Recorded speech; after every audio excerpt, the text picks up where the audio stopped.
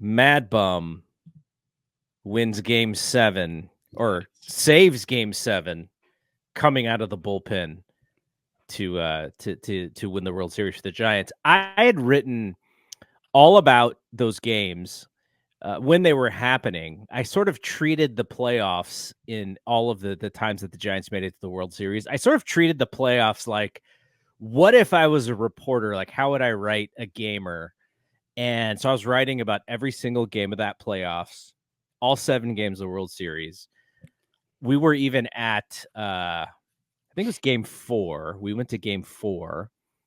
And so by the time Game 7 comes around, I'm like, game's over, and I'm just writing for like 2 hours after the thing. So I have something up. It was just for history's sakes, right? Yeah, but what I did was I found it and I reposted it on the BSPN media website. So you can read pretty like 99.9% of what I'd written that night is on there. I edited a couple of things just to, I was like, really? Did I really write it like that? Let me change this word here. But if you want to go to the website, you could see it and kind of relive that moment. But I wanted to talk to you about that because 10 years ago is a good slice of our life, like 20% of our life, right? And I was in my 40s. Yeah, I was 38. And I'm looking at our comments, and I'm guessing there's going to be someone chatting, and this young man was probably like possibly a teenager, or maybe in his early 20s. Davis, a Drip. He said still remains the best pitching performance he's ever seen with Mad Bum coming out of the bullpen. So, do you remember where you were, how you watched that game, who you were watching with, what room you were in, all of those details? I do. So my wife works for the parks department here in Reno, Nevada, for our county. And there was a big, they kind of have a co-op with the Keep Truckee Meadows Beautiful, and which also works with Great Basin Brewery, which is one of my favorite breweries ever. They're right here in town, make fantastic beer. Well, every fall they make this fantastic beer with pine nuts in it, and this one had like sage, and it was the release party. And you can go and just drink all the free beer you want, and you get to leave with 2 like big gallon jugs of beer as well. I didn't go because it was Game 7 of the World Series. So that tells you how important it was, because I missed this gigantic beer release party because of Game 7 of the World Series. So I was like, well, I'll stay home with the kids, because the kids at that time were, I guess they were 8 and 6 at that time. So I'm like, I'll stay home with the kids. I'm going to hang out with them. I'm going to watch the World Series. So I do actually have some small videos of, I was getting hyped and getting amped.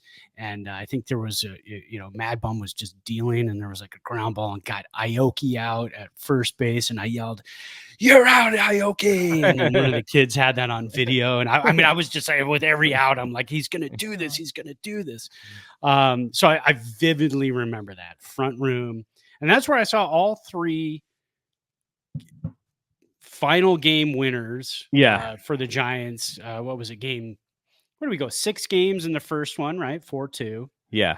4 games in the second one. 7 games in the third one. So all of those deciders, I was in this front room to my right between these double doors. I was sitting out there, and I've watched all 3 of those World Series championships from there. And there's a good picture of me afterwards, just like, with the kids there. Because I think my wife was home by that point. Yeah, very vivid memories of when he came in. I got up off the couch and I said, "Oh, we're doing this." Do you remember the nerves, though? Oh, God, yeah. Because the thing about it was, we knew he was going to pitch at some point. Mm-hmm.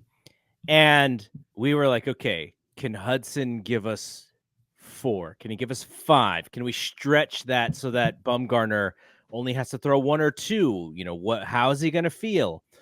And so I think it's in Game 6, PV gets 4 outs. Yeah.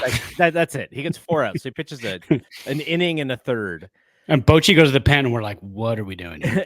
And so Hudson, the Giants take a 2-0 lead. Hudson gets 5 outs. And like it's 2-2. And you're like, come on. How can you make this any harder? Yes. You know the Giants are only going to be good for 2 or 3 runs, and they give it to you, and then you just give it right away with your rubber arm, Tim Hudson. So I just remember the nerves of being like, oh my gosh, like this is like the worst case scenario of how early he was going to come in. So I'll tell you where I was. Old house that I was renting in Gilroy. I'm not there anymore.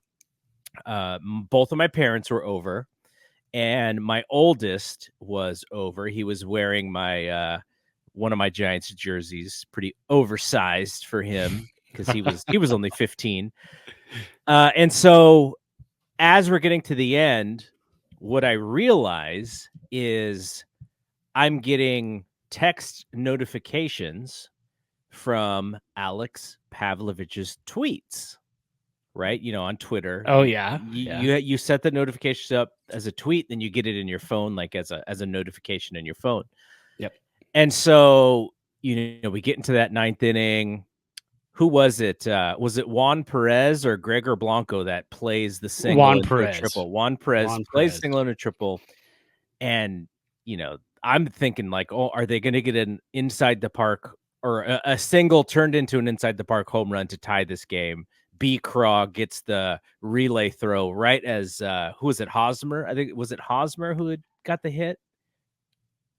Yes, it was, and they talked about you know, should we have sent him? Should we not have sent him? But you know, that relay throw, we're thinking he probably would have been dead to rights, but we're not sure, and we're glad it was never tested.